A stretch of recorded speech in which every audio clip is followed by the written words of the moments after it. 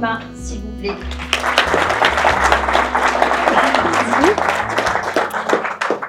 Alors bonjour à tous, j'espère que vous allez bien. Je suis Karima Sakri, j'ai 44 ans.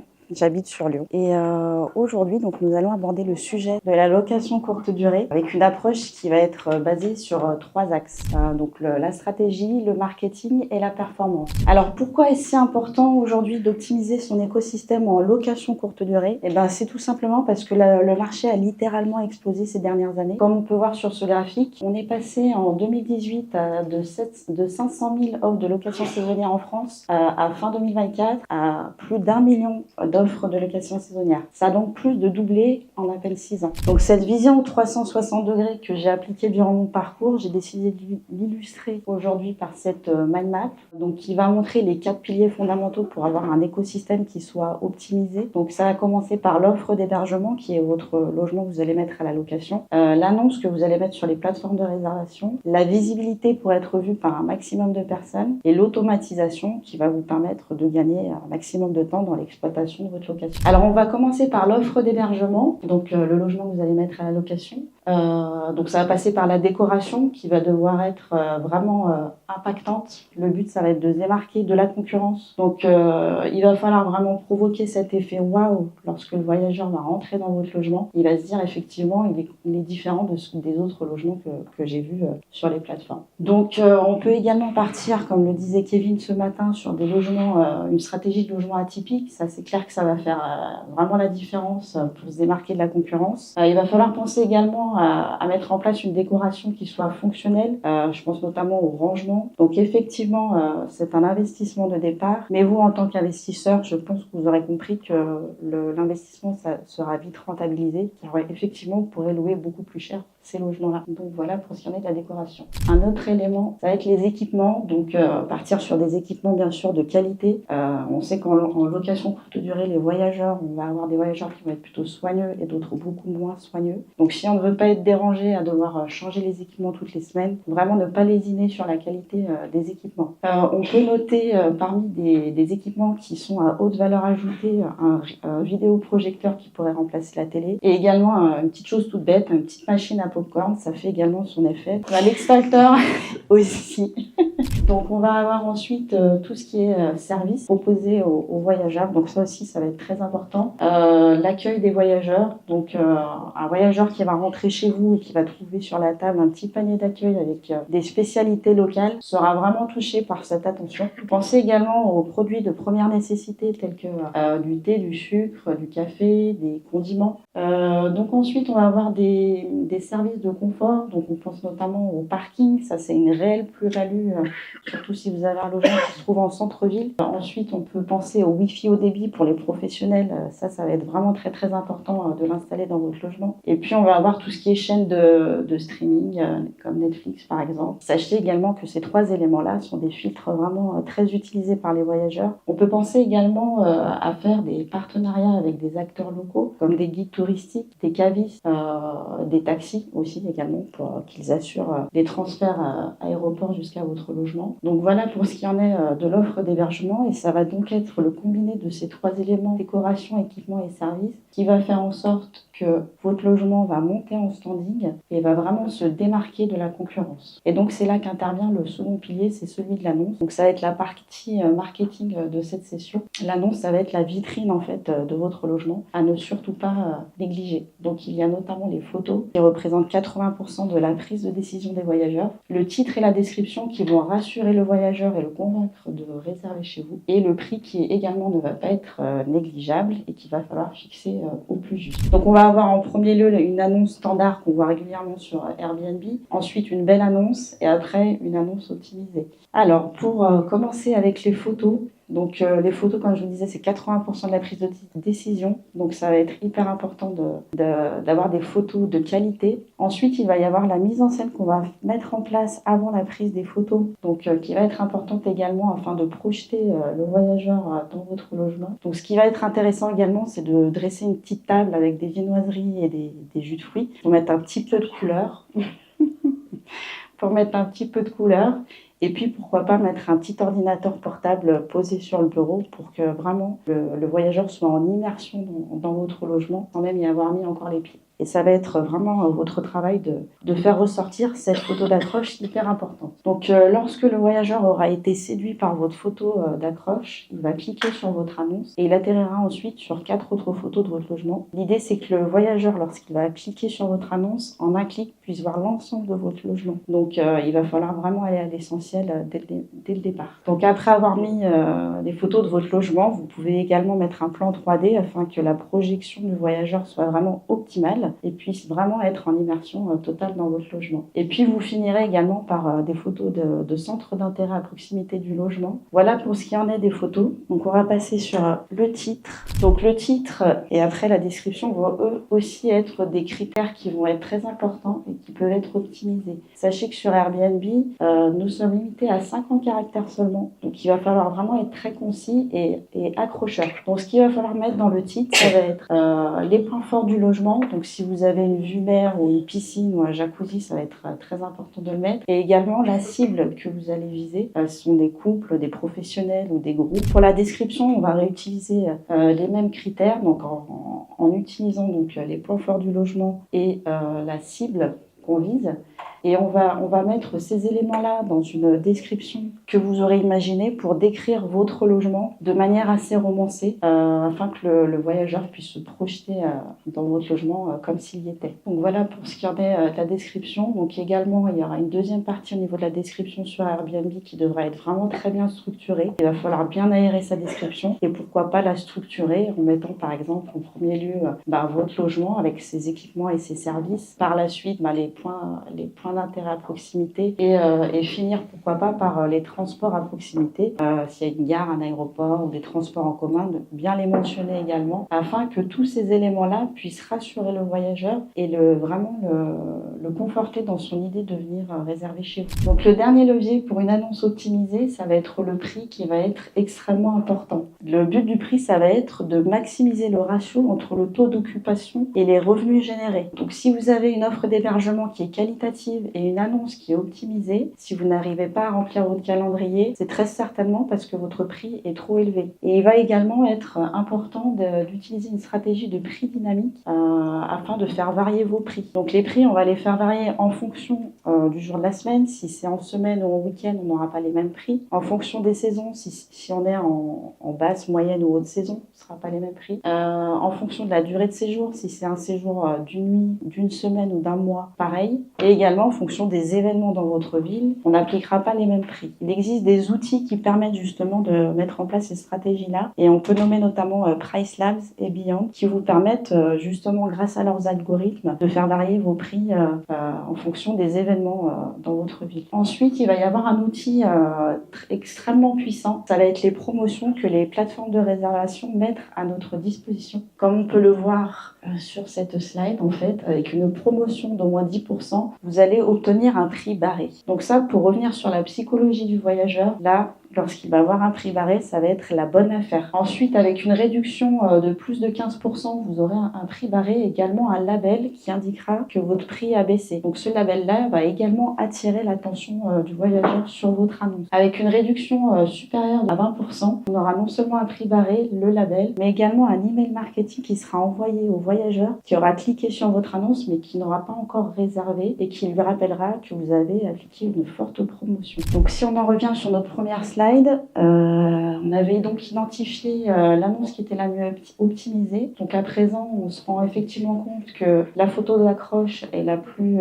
attrayante. Le titre, on a bien utilisé les points forts du logement avec une cible. On a bien utilisé également une description qui aura été romancée pour projeter le voyageur dans son logement au maximum et un prix barré. Donc avec tous ces éléments-là, le voyageur, lorsqu'il aura cliqué sur votre annonce et réservé et lorsqu'il sera rentré dans votre logement, n'aura plus qu'une chose à faire, c'est de vous mettre une très bonne note qui vous permettra de récupérer la reconnaissance Airbnb coup de cœur voyageur qui elle aussi vous fera remonter dans ses algorithmes. Alors on en arrive donc au troisième pilier, celui de la visibilité. Lorsque vous aurez une offre d'hébergement qui est irrésistible, une annonce qui est optimisée aux petits oignons, vous allez automatiquement remonter dans les algorithmes Airbnb et donc vous allez obtenir plus de réservations, donc plus de vues sur votre annonce, plus de clics, plus de réservations et donc plus de revenus. Mais il existe en parallèle d'autres possibilités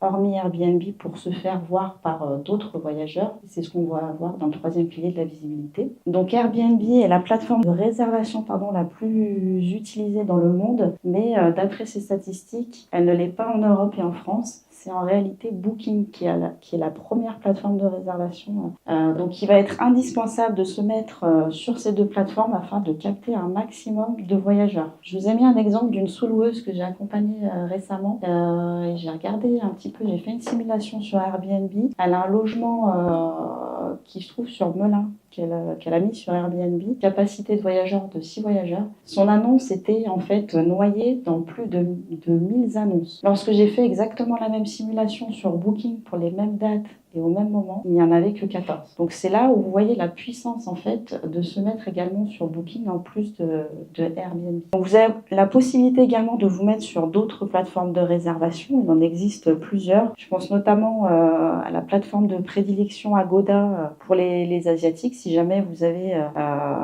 des voyageurs en fait asiatiques qui viennent souvent dans votre ville, pourquoi pas essayer de vous mettre sur cette plateforme-là. Par contre, il y a une autre stratégie qui est possible, c'est la stratégie de la réservation en direct qui va vous permettre également de capter encore plus de voyageurs et remplir vraiment correctement votre calendrier. Donc ça va être lorsque le voyageur va trouver votre logement via Internet et pas directement sur les plateformes de réservation. Donc il peut vous trouver sur un site de réservation que vous aurez créé aux couleurs de votre marque, sur votre page Google que vous aurez créée pour votre logement. Il peut vous trouver également à l'Office du tourisme. Ça, c'est vraiment pas mal pour compléter en fait les plateformes de réservation. Donc on va voir ensemble les avantages et les inconvénients de ces deux solutions. Donc le premier gros avantage d'une plateforme de réservation, ça va être du fait de sa notoriété qui est internationale, ça va vous apporter une forte visibilité qui va être immédiate. Vous allez pouvoir poster une annonce sur Airbnb à un moment et recevoir votre première réservation 1 heure après. Donc ça, c'est vraiment top. Contrairement aux réservations en direct où là, ça va être un travail de plus longue haleine et il va falloir souvent faire du référencement pour faire remonter votre site de réservation. Le deuxième gros avantage pour les plateformes de réservation, ça va être la gestion des paiements. C'est eux qui vont gérer tous les paiements et les litiges qui sont associés à ces paiements. Donc ça, c'est un réel confort pour vous. Vous n'avez rien à faire. Contrairement aux réservations en direct où là, c'est vous qui gérez tout. En plus de cela, il y a la confiance qui est accordée aux voyageurs, plus à payer sur des plateformes de réservation connues mondialement plutôt que sur un site de réservation que vous aurez créé vous qui n'est pas connu.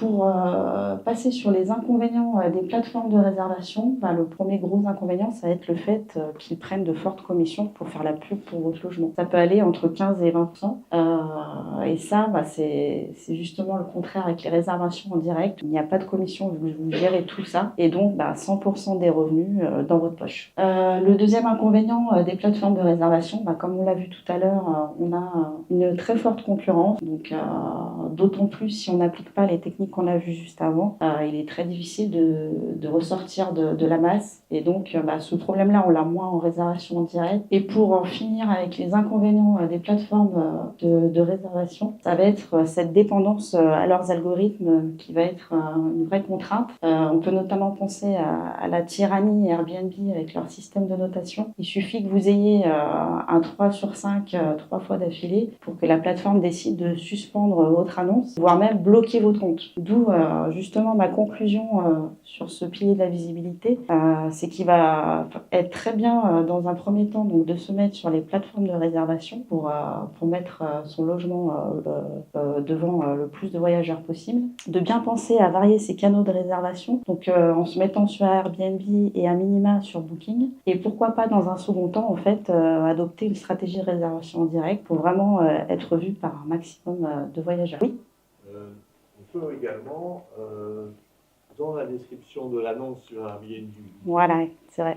Déguiser et mettre exactement. Dans le titre même. Dans le titre, vous pouvez mettre le nom de marque de votre logement. Exactement. C'est vrai que je ne l'ai pas dit. Mais voilà, pour que les voyageurs puissent vous retrouver plus facilement, n'hésitez pas dans le titre de votre annonce à mettre le nom de marque de votre logement. Comme ça, pour les plus malins d'entre eux, ça commence à venir un petit peu au cerveau de certains voyageurs. Ils se disent, je vais aller voir s'il n'y a pas un autre endroit où je pourrais trouver votre logement moins cher. Et donc, c'est là où vous avez une carte à jouer vraiment avec la réservation en direct. Et donc, pensez à faire ça, c'est vraiment très bien. Et puis, la petite astuce, donc l'intérêt aussi pour le voyageur, c'est qu'il paye moins cher. Donc, vous allez baisser vos prix. Mais vu que vous gagnez au niveau des commissions, parce que vous n'allez pas payer de commission à des plateformes de réservation, il va falloir trouver le juste prix pour que vous soyez gagnant-gagnant en fait. On va passer au quatrième pilier qui est l'automatisation. Donc, celui qui va vous permettre de gagner un maximum de temps, vous faire baisser en charge mentale et ne pas être l'esclave de votre activité. Donc, l'automatisation va jouer sur plusieurs points et notamment pour les arrivées et les départs des voyageurs. Donc, je vous ai mis par exemple la boîte à clés sécurisée iGloom qui est vraiment pas mal et qui permet de changer les codes à chaque nouvelle réservation. Et j'ai utilisé également les serrures connectées Nuki qui sont vraiment top aussi. Et d'ailleurs, je vous recommanderais de privilégier le système de serrures connectées qui évite en fait tout risque de perte de clés ou de reproduction de clés. Donc pour l'automatisation, on a également quelque chose de très important et ça va être le Channel Manager. Donc moi j'utilise Bets24 qui m'a été recommandé pour sa fiabilité et son prix peu onéreux. Alors le Channel Manager, qu'est-ce que c'est? C'est un logiciel en fait qui va vous permettre de gagner beaucoup de temps dans la gestion de votre location courte durée. Donc ça va être votre assistant qui va vous permettre de synchroniser les calendriers et les prix de vos différentes plateformes de réservation. Donc tout va être piloté en fait via ce logiciel. Vous mettrez votre prix dans ce logiciel et il partira instantanément sur toutes vos plateformes de réservation. Également votre site de réservation en direct. Donc ça c'est vraiment extrêmement pratique. Également il va permettre l'envoi automatique de messages aux voyageurs avant, pendant et après leur séjour. Et également à vos prestataires de ménage pour les informer lorsqu'il y a une nouvelle réservation ou une annulation de réservation. Le Channel Manager permet également l'automatisation des paiements et des cautions. Donc un message automatique sera envoyé par le logiciel au voyageur afin qu'il dépose sa caution avec un lien sécurisé. Et le logiciel, lorsqu'il recevra l'information que la caution a été déposée, enverra automatiquement le message d'accès au logement avec les codes de la boîte à clés ou de la serrure connectée. Donc c'est vraiment très pratique. Et pour revenir sur la boîte à clés et la serrure connectée, justement ce logiciel permet également d'envoyer des messages en automatique avec le code qui aura été modifié automatiquement pour chaque voyageur. Donc voilà, c'est vraiment l'incontournable lorsque vous souhaitez en fait multiplier vos canaux de réservation afin de ne piloter que d'un seul endroit toute la gestion de votre location courte durée. Donc le résultat en fait de la mise en place de cet écosystème optimisé, ça va être donc que vous allez vous démarquer largement de la concurrence. Vous allez améliorer l'expérience voyageur et obtenir des avis 5 étoiles à coup sûr. Et vous allez également fidéliser vos voyageurs qui auront été contents de venir chez vous et qui seront ravis de revenir parce que votre offre d'hébergement aura été de qualité. Et donc les gains qu'on en retire, ça va être des gains bien sûr en argent parce que plus de vues, plus de clics, plus de conversion. Alors la conversion, voilà, c'est le fait de transformer un voyageur qui aura cliqué sur votre annonce en un voyageur qui viendra dormir chez vous. Et donc plus de revenus, plus d'argent également parce que cet écosystème que vous aurez mis en place va valoriser votre logement pour la revente. Ça va être également un gain en temps grâce à l'automatisation notamment. Donc c'est cette méthode 360 degrés donc, que je mets en place dans mon activité, que j'ai appelée la méthode Carry, que j'utilise au quotidien donc, dans le cadre de mon entreprise Carry Home pour accompagner donc, les propriétaires et gestionnaires d'hébergements touristiques à mettre en place un écosystème performant et rentable et que ça ait un réel impact sur leur activité et que ça transforme carrément leur écosystème en quelque chose de performant. Merci pour votre attention. Donc, pour ceux qui le souhaitent, j'offre un rendez-vous stratégique de 30 minutes afin qu'on puisse échanger sur votre situation, identifier un petit peu les blocages que vous avez et puis pourquoi pas vous donner quelques pistes d'amélioration. Voilà, donc n'hésitez pas si vous avez des questions à l'avenir à me contacter. Voilà, je me ferai un plaisir de vous répondre. Merci beaucoup. Karina. Merci.